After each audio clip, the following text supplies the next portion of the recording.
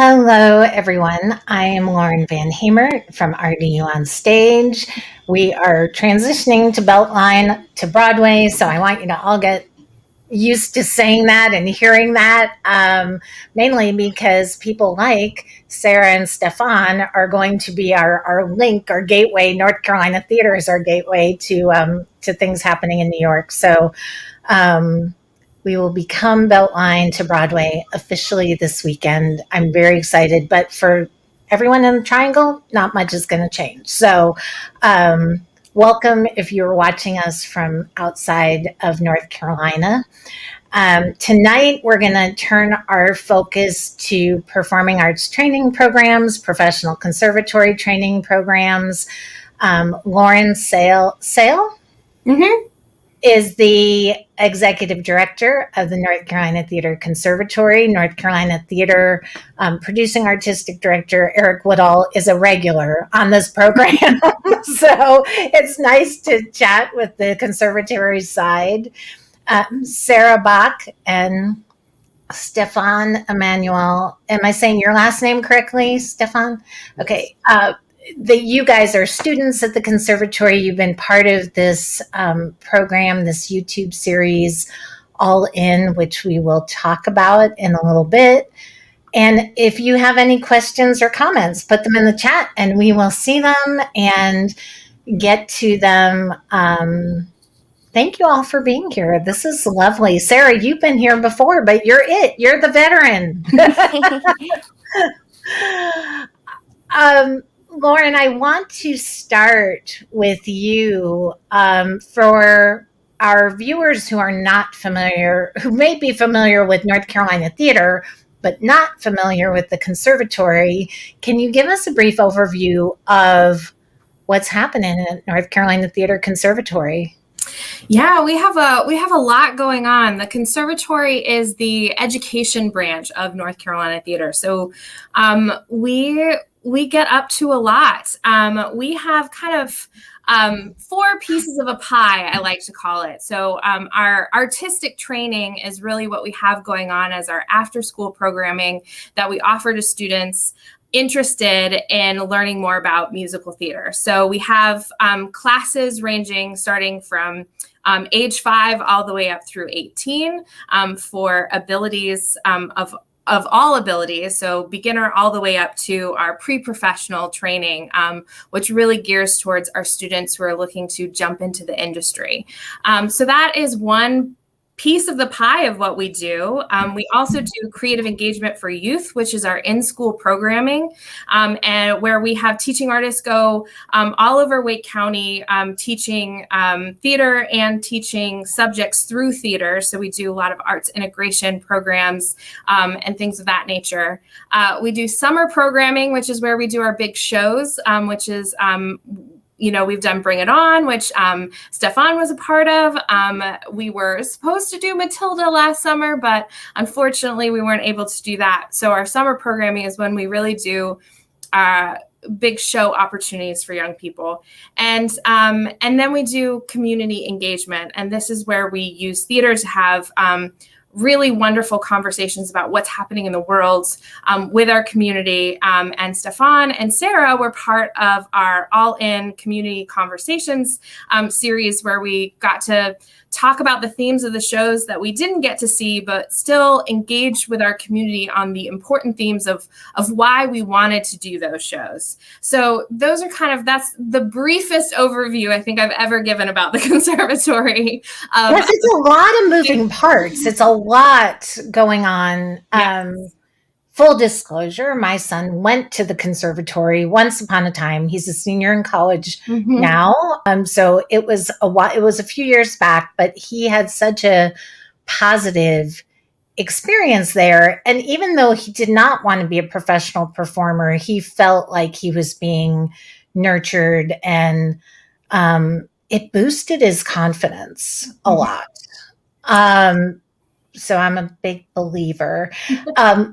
Josh, my son, was in a class with English Bernhardt, who was recently on the tour of Mean Girls when it came through town.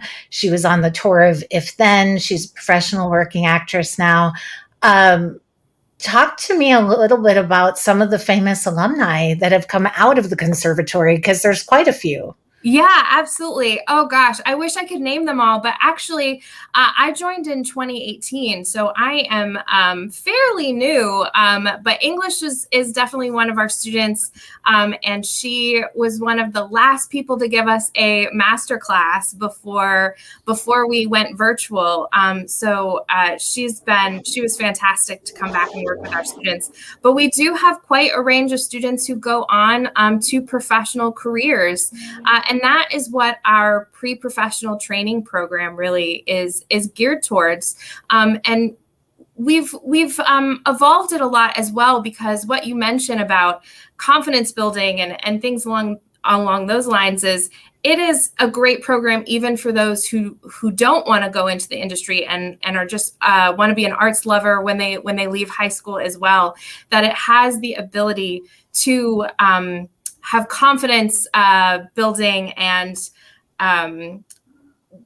empathy and learning about big themes through theater. So I think that there's a lot that we can offer even in our pre-professional training program that goes way beyond the industry training.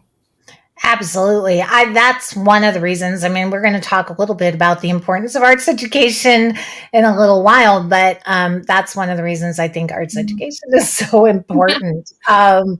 We need arts lovers, and it just teaches so many skills. Mm-hmm. How did, this past year has been the perpetual year of the pivot for all our theaters, including North Carolina Theatre. The last time I was there was actually the first time I think I met you, which was I was interviewing Antoine for Memphis. Yeah. How did COVID and this pandemic affect conservatory training programs? Did you have to go online? And where do the programs stand now? Absolutely. We did. We pivoted online. That is the buzzword of the past year and a half. For our pre-professional training program, and Stefan and Sarah can speak to this as well, because they were part of those programs, but we were focusing on audition and industry techniques. So it actually worked really well for those students, because we were able to talk about self-tapes and college taping, which is huge for our students who are going on to audition. You have to do a pre-screen, which is putting yourself on tape, your dance, your acting, and your singing. So we were actually able to look at and say, what's our boundaries right now, and how do we use them to our advantage for being a theater artist? And one of the things that I love most about being a theater artist, and I think we're going to talk about in a little bit, is that being an artist is responding to what's happening in the world. Being an artist is about seeing what's going on and having a response to it to spark dialogue. That's what I think it's about. So really, when we have so much going on and so much stress and heartache and grief, I found it to be the best outlet for me as an adult to have that, to go into a class and be able to create with young people, to be a response to what was happening. So for me, like, we had to change our medium, but really it allowed us to double down on what it means to be an artist. And that's what I think was a really bright spot for me personally. I love that.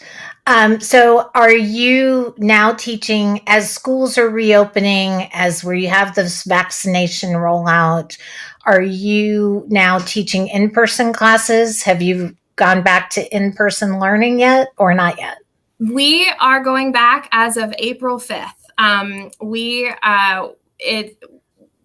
We really wanted to think very clearly about what our trajectory was, and listening to our union as a guideline, and the schools and where we were. And we feel very confident about this decision, and we're really excited to go back starting April 5th. And I know, so I can see the bright smile on Sarah's face. She can't wait to get back to in-person classes. Um, Sarah and Stefan, you've both been moderators. You've moderated panels for North Carolina Theater on the All In YouTube series, which really addressed some of these difficult issues of equity, diversity, and inclusion that we've been navigating this whole year. And Ashley Park, who I'm such a fan of from Mean Girls, she did such a heartfelt, beautiful, she made such a beautiful Instagram video yesterday responding to what happened in Atlanta and these horrible murders. And she said, she quoted Minjin Lee, who said, "We can resist, take up space, and make noise." As young people, being a witness to all of the murders we've literally seen play out real time on media over the last year, how do you guys as young people process these events? And does it mobilize you to be more active? Or are you getting numb to it? When I was growing up, we didn't have a shooting or gun violence every week in our news cycle. So this is fairly newish for your generation that we have so many of these. Are you guys getting numb to it, or does it mobilize you? I think both. I think when something like this happens, we definitely want to learn as much as we can and take action. But then on the other side, the sad part is we're kind of used to it by now, which sucks. And I don't want to feel that way. And I want to be surprised almost, but I just don't feel that way. So I think that it's kind of a mixture of both. Yeah, I definitely agree with Sarah. And I think I would say that we are both mobilized and I guess numb, but I don't necessarily would say numb. I would say it's more of an expectation of expecting things like this to happen, and not in a optimistic way, but kind of in a timely way, to be less naive and understanding this is the stuff that's happening, and you can choose to, and we've seen people choose to not be aware of it and choose to I guess push it to the side, and that's kind of how all of these institutions and systems I guess hold their ground. But it's a new wave of people, of young people taking the scepter. It's what can we do to mobilize, but have mobilization and this galvanizing spirit be a norm, instead of being numb to it or whatever. It's more of an expectation to be on your toes about this kind of stuff. So it is pretty empowering, I would say. Stefan, I know you're in high school. Were you able to vote in this last election? I was not. I was a year too young. Yeah. Oh, all right. Well, I know. A lot of the young people that we've seen come out of Parkland, a lot of the young people your age, you're all going to be voters, and I feel like you're all going to be so engaged in our political process because of what you have seen. So, Lauren, I'm going to pose this question to all of you, but I want to start with you, Lauren, on this. As we've discussed equity, diversity, inclusion on these programs, several of my guests have said that they believe that setting up anti-racist theater systems starts at the educational level. And what they were speaking to is really college programs. But as somebody working so closely with young people at the conservatory, do you think it starts earlier than college? Yes. Yeah, absolutely. I think, running an education program where you're working with young people, and really what I think where you're working with anybody, is that you have to think about how everything contributes to a whole. Everything is systemic. So what is it that we are looking to uphold, and what are the values that we want to place and uphold? And I think that starts at every level, even younger than, teenagers, who we work with young people as young as 5. So that means, who are we having as teaching artists working with us that our young people can look up to and see one of the artists and say, I really connect with that artist.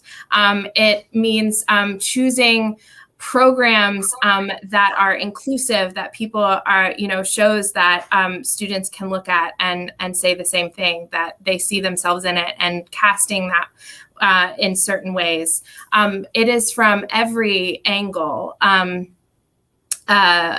in a program that we have to look at. So absolutely, I think it starts at it. And then the other thing is as our students are applying to go for colleges, equipping them with the questions to ask when they're going to those colleges, to find the programs that celebrate them and everyone's identity, because that is what also is being an artist. It's about knowing who you are in the roles that you're playing, not taking on those roles and making them, fit you. I think it's about making choices that celebrate who you are, that you can bring to that. And I think that starts at the youngest levels. Stefan and Sarah, as you are entering into your professional careers, Sarah, you are working. Stefan, we talked about your dancing with the Black Box Theater. Do you guys feel like there are anti-racist systems being set up for you as we go forward? Is that one of the pandemic silver linings, maybe? I think that we've had a lot of opportunities to step back and look at the ways we can make these programs a lot more welcoming to all different types of people. Because I know that when I first started in theater, I went to this little educational theater program, and most of the times I was the only non-white person there, or non-fully white person there, which can feel a little weird, you're kind of separated from the other kids sometimes. So I think that it's important to have teachers from all different backgrounds that students can connect to, and performers and peers that are different from them, but also ones that they can connect to and relate with, so that it's not so isolating, and you can feel like you can be a part of this awesome theater community.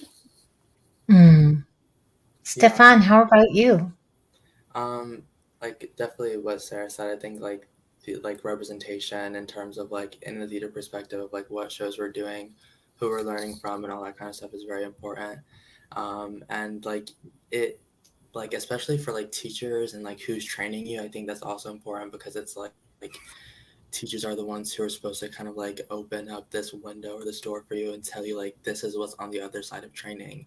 And if the people who are teaching you aren't able to fully show you that truth, then it's kind of against their role as a teacher. And I feel these questions of is education racist, or does this stuff stem earlier on, those questions definitely are answered. And I feel in theater especially, theater of itself is a very difficult field to be in, to be successful in, without the resources. And so having to deal with the inequities of education, and then on top of that theater training and education, I feel just makes it even more difficult, and having to try to keep up the equity when you have all of these other obstacles to get around just makes it even more difficult. But I do think it does start at forgetting the expectations of what needs to happen in order to keep up institutions, and then actually truly think of what is benefiting students who are coming in, and how can we get students in who aren't already here. I feel is an important question to be finding solutions for. Yeah. Stefan, I want to ask you for a minute about boys and dance. My son, he loved dancing and took classes at the conservatory, but there were very few boys in the program at that time. And my son felt like it was a kind of an uphill battle. It was very tough for him to navigate loving dance, loving the arts, and not being embarrassed about that. When he went to his public high school, where people were like, playing football, when his peers were playing football and doing other things. I guess it was last year. One of the royals, young prince, is taking ballet or dance, and Lara Spencer on Good Morning America made some snide comment about boys and dance, and the entire dance community rallied behind the little prince and really came forward and said, yes, boys dance is for everyone. So can you talk about some of the challenges of being a young man, loves dance? I told you before we went on air, the photos of you dancing are stunning, well beyond your years. So talk to me about the challenges of being a young man in dance, and how maybe being under the umbrella of North Carolina Theater has helped you navigate that. For sure. I think in terms of like that specific comment of like the prince's son and like just comments like that of, dance, or just like this cis-heteronormative like idea of like what dance could be, is one, historically inaccurate, and I feel like is technically just like ignorant in of itself to say that it's in any way out of the ordinary for boys to dance, even though that's a new construct that is, I don't know, being fueled. But I also would be lying to say that as a guy or as a boy, I have like many struggles in dance. At least personally, I feel like I've at least dance for me has never been about like me putting myself out there. It's more of like what I can figure out through myself, as if dance is a medium rather than like something that I'm giving out to people. But it's like if this is like how I'm able to communicate artistically and communicate creatively, then it's like I feel like it doesn't really hold any impact to ignorance in any case like that, because that's kind of irrefutable in a way. Sounds like it's something you have to do. It's something that is in your DNA. You don't have a choice. So I love that. Absolutely. And there are some amazing male dance. Jose was on my program, and there are some amazing instructors and male. Say like having teachers who look like you in class. Like I don't think I trained as hard until I was training with Jose, and I had my first dance teacher was a black dance teacher named Cassandra Pappy. She's in Georgia right now. But like having teachers who look like you inspire you to like move in ways that you didn't think your body could, or like answers questions that you didn't know how to ask. It's hard to like expect people to be able to speak up for themselves and ask for what they need when those options don't even exist. So I think that's also where that importance comes from as well. Oh, I love that. I hope Jose is watching, because it'll just make fill his cup up for the rest of the week, I'm sure. Let's shift gears and talk a little bit about COVID. I've got 2 young people living in my house, so I've seen firsthand how COVID has affected our young people, and I'm frankly a little bit concerned what the long-term effects of this thing are going to be on our young people.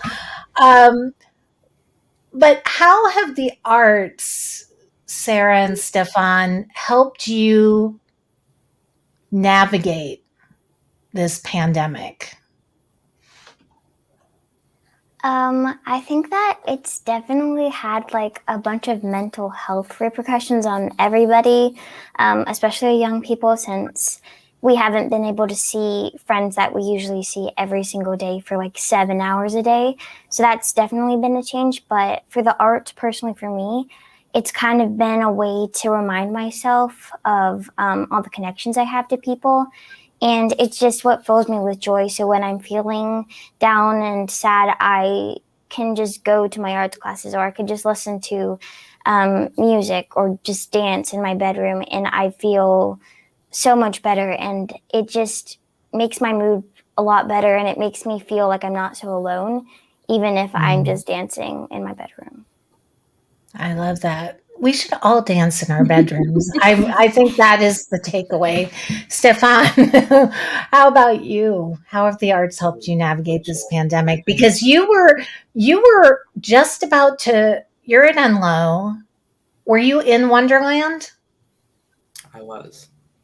And that production, that was one of my last interviews. That production was going to be so exciting and didn't have a chance to open. So talk to me about how COVID has impacted you and how the arts have helped you get through it. Yeah, I think like very similar to what Sarah said, like having, music, art, whatever creative outlet you have is very nice because of how accessible it can be.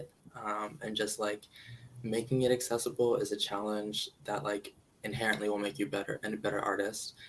And that's definitely probably one of my favorite things that I've seen like in my theater classes. A lot of our assignments are like project-based classes, and when everybody's like in their own rooms creating projects, like it's less collaborative, but I truly love how individual everybody's art has become because you're like there's less eyes on you and you're your own critic, and dancing in your own room. So it's like your art is, judge and jury to yourself. And I think like my dancing, my art has gotten better because of that.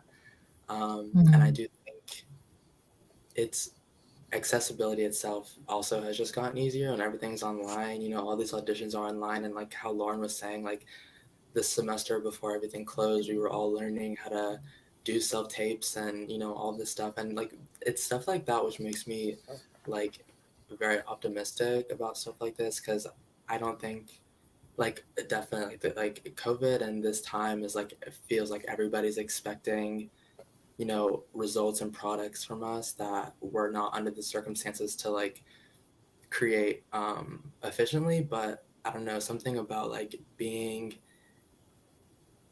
like when everything is on you and it's just you able to create like that, there's something very powerful about like that, like raw, genuine, unadulterated or uncensored art and creativity that I think is very powerful.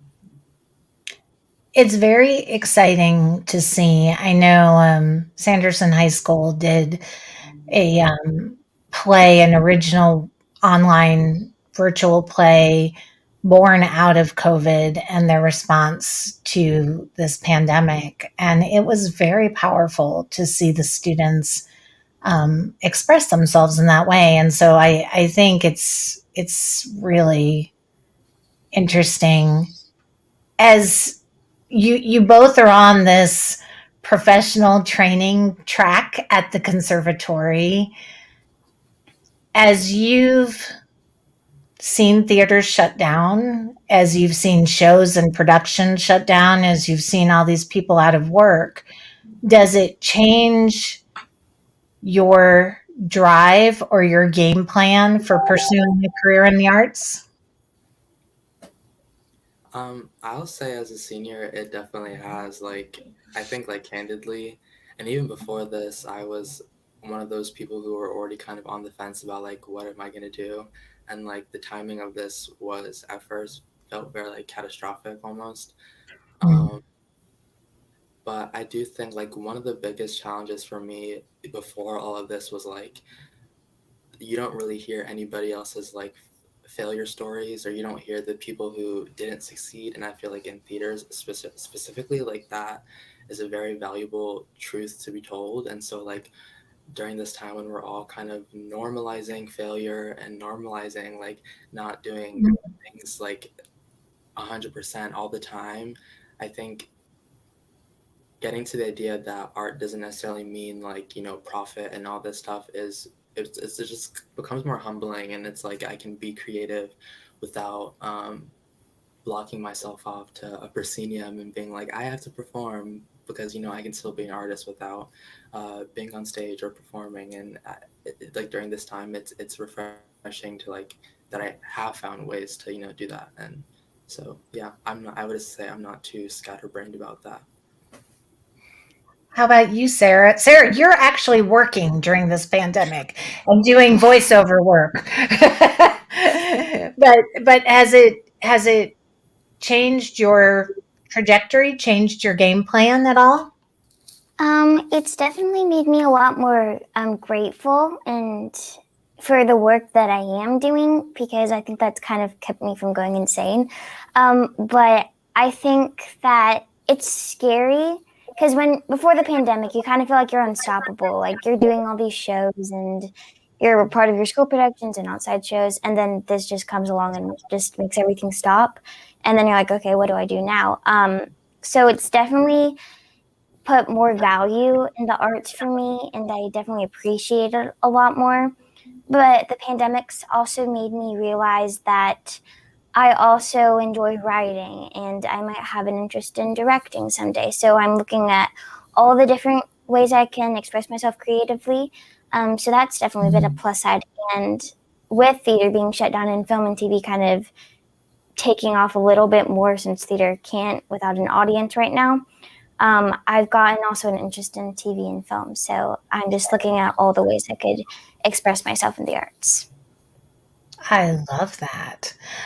Lauren, one of the opportunities that NC Theatre Conservatory affords these students is the opportunity to perform with, I want to say, Broadway royalty at this point, because it's amazing the caliber of talent that NC Theatre attracts on the stage.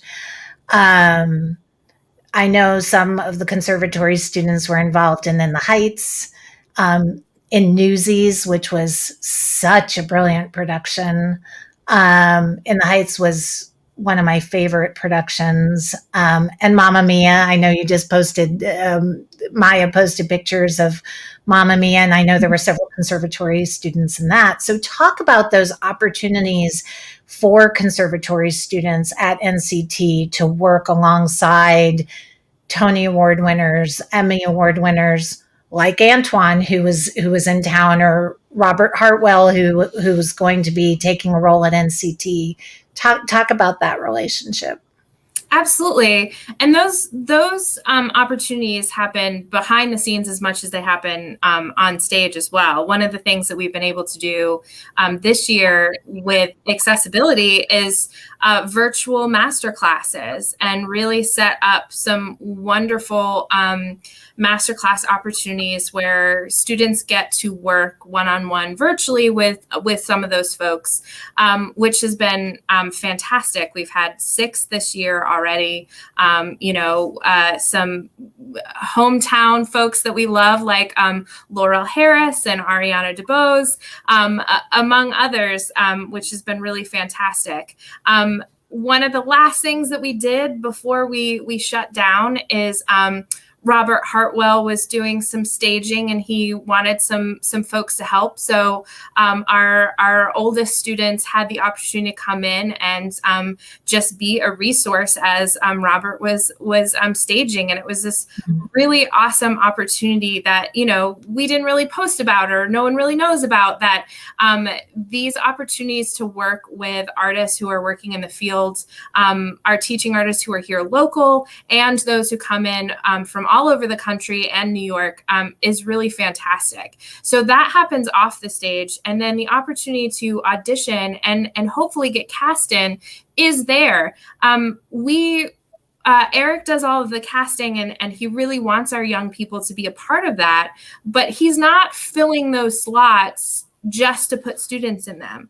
He is casting students who audition successfully to be cast. So I think that's also a really awesome thing to note, is that our students are auditioning like everyone else and are having those opportunities because they're the right people for those roles at that time. So and that experience, just auditioning anyway, is awesome for our students who are wanting to go into this for a career. So I think at every level, that opportunity to have access to those artists in classrooms, at auditions, and eventually in shows, and then for our students to see their peers in those shows, is also just a full circle opportunity that I'm really proud that that we're able to create and have.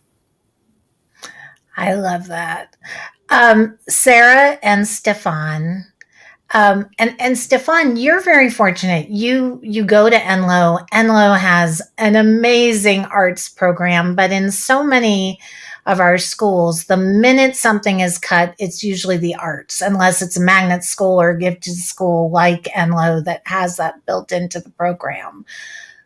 Why is arts education so important in school, and then if not in school, with programs like what's happening at NCT?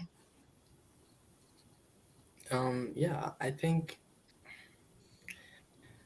that's a very difficult question to ask, but mostly only because it feels very obvious to me. It's I not just, like, obvious to the people funding these programs who take funding yeah, away. So I for think the it's people in the back.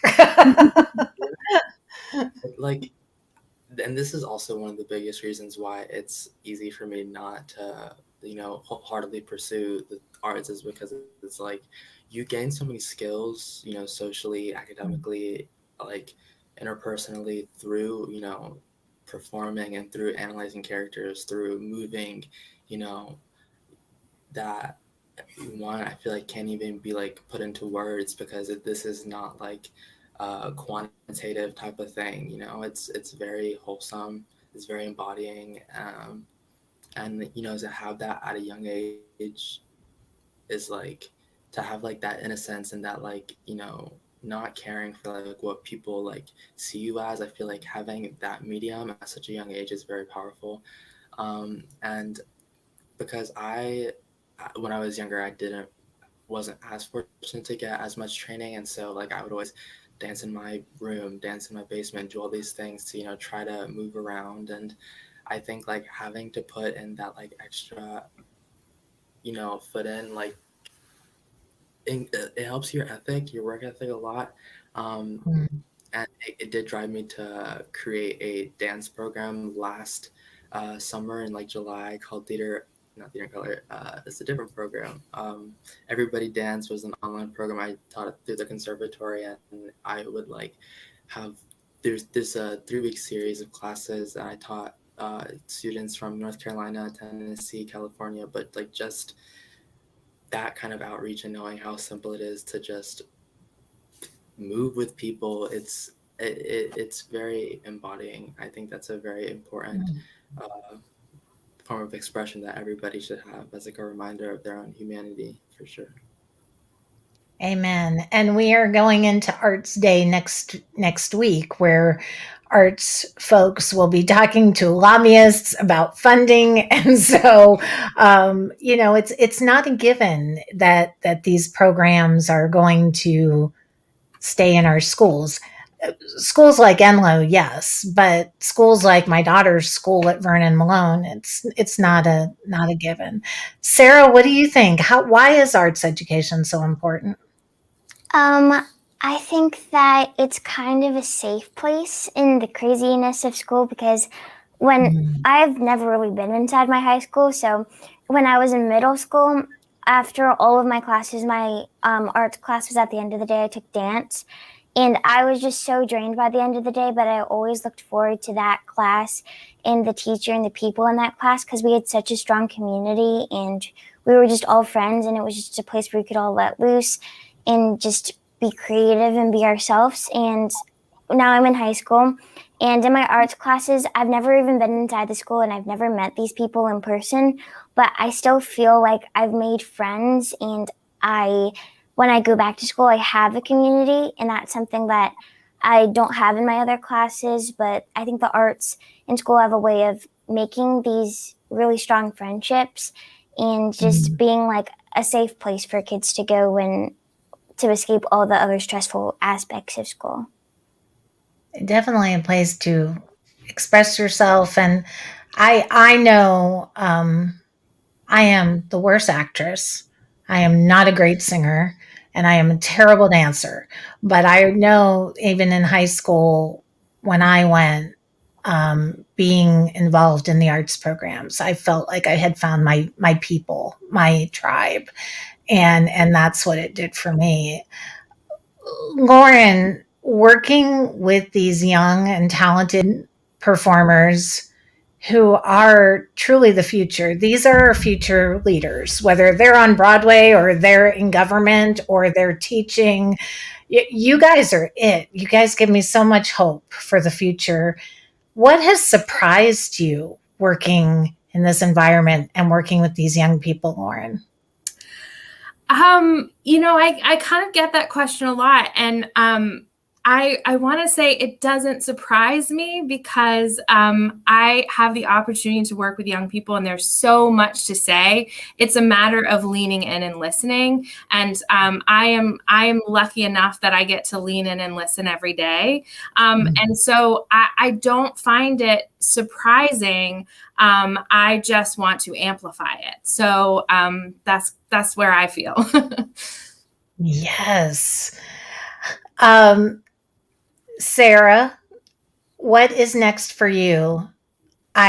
Please, honestly, when my children want to torture me or I'm having a bad day, you know what song is playing on that Alexa. And I don't want to say it now because that she'll do it. She'll play it. She's on repeat with Baby Shark. So what is next for you? Honestly, I have no clue. I'm just gonna see what happens. I'm still doing the Baby Shark stuff, and there was a Netflix movie that came out with my voice in it, and I had no clue that I was even in it. So that was a fun surprise. Can we see it? Can we watch it as we're binging all these Netflix shows? I think it's on Netflix. Yeah, I don't even know the name of it. It's something about with Baby Shark on the title, because I had no clue this was even a thing until the studio producer was like, "Hey, you're on Netflix too," and I was like, "Okay, cool." But I'm still doing that. I am just going to school and trying to survive all of the math and biology classes. I'm gonna still train as much as I can, and I'm gonna still do as many auditions as possible. I'm learning how to do self-tapes, and I think I'm starting to get the hang of it. But yeah, I'm just going to try to learn as much as possible and see what happens. Matilda is one of my daughter's favorite shows, so I really do hope that the NCT Conservatory does it at some point because we would love to see it. Stefan, what is next for you? So right now I'm in like the middle of the college process, and like March is like that month where a lot of decisions come through. So I'm still waiting to hear back from some to make a decision. But in the fall, definitely I'm going to a 4-year university. I'm not pursuing any kind of performance like to like focus on, but I am definitely like wanting to explore like my academic interests a bunch more. I think that like high school was definitely like my time to explore the arts a lot, but I think being able to merge and intertwine like my academic and creative interests is what these next 4 years are going to look like. I'm still dancing Black Box as an apprentice with them, and that's kind of where my artisticness is at right now, and from there it's whatever comes next, honestly. There's a performance there in April, right? Are you going to be performing in a piece in April? I think April might be a different show, but yeah, I am working on the Patriot Project with them right now, and we have a few dates throughout the rest of the year, so that's really exciting. I hope to see you both on stage soon, so I can say I saw them on stage when you go on to pursue amazing things. Lauren, what is next for NC Theatre Conservatory? Oh, we have a lot going on. We are starting back in classes April 5th. Our pre-professional classes are happening virtually right now, and we'll be back in the building. But we have a lot of classes that are starting up for the first time. So we have a triple threat class, which is for students aged 8 through 18. It's a 3-hour class where they take acting, singing, and dance over the course of the 3 hours. And all of our safety protocols are online, and it's an in-person class starting on April 10th. We have some mini courses for our younger students, ages 5 to 7 and 8 to 12, that are an hour-long class, and those all start the week of April 5th, and those are brand new classes starting back in person. And then our summer programming, we're doing a series called Broadway Boot Camp this summer. We generally do big shows in the summer, but we were like, we're not quite sure how the summer is going to look yet. So we have devised 3 programs. Broadway Boot Camp Advanced Performance is for our pre-professional level students. So it's an audition program. We're going to be working with Erin Spear, who's the associate director at UNCG.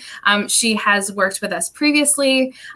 We're a big fan of hers. She's going to come back and work with our students this summer. And then we'll be doing Broadway Boot Camp selections from The Little Mermaid and High School Musical. And those are registration-based programs for students ages 8 to 18, welcoming beginner students, but also challenging some of our intermediate and more advanced students in those camps as well. And then our pre-professional training students are going to be devising a TikTok musical this spring. We're going to be doing it is going to be on secondary characters throughout history. So we're really looking at those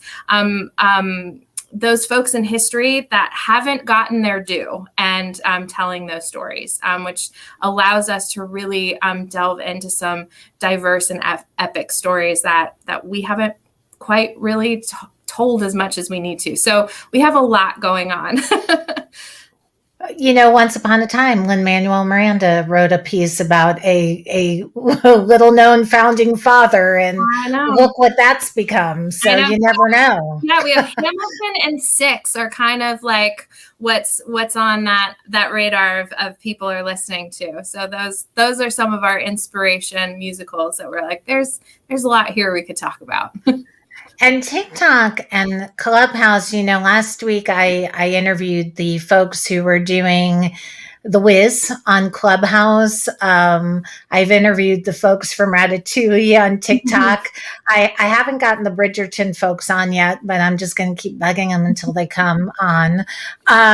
This is how I get interviews. I just bug people to death until they decide to talk to me. But I think these new platforms, like TikTok, like Clubhouse, are really opening the doors for creativity and creation. So I can't wait to see what the students do on TikTok. That'll be fun. So this has been amazing. I'm trying to be mindful of the weather. When the weather gets bad at my house, the internet will go out and you guys will just be talking to each other. So I don't want that to happen. But if you've missed any part of this, this will live on Facebook and YouTube on RDU on Stage. It will be on the website as well, and I'll put the links to the NC Theatre Conservatory website so that you can find those classes and performing opportunities online. It's very exciting, the work you guys do. And like I said, I spent many an hour, many hours in the green room waiting for my son to get out of class. So he had a wonderful experience there. And Sarah and Stefan, I'm just excited to see what you guys do next. And I appreciate you hanging out with me tonight. Thanks for having us. So come back tomorrow. We will be taking a field trip Friday to Actors Training Ground. To give you kind of a heads up, Sunday on my podcast, I will have Laurel Harris. So stay tuned for that. She's been very close with NC Theater, has performed on the NC Theater stages. Currently, or prior to COVID, was in Jagged Little Pill and just won a Grammy. So we will be talking to her on Sunday.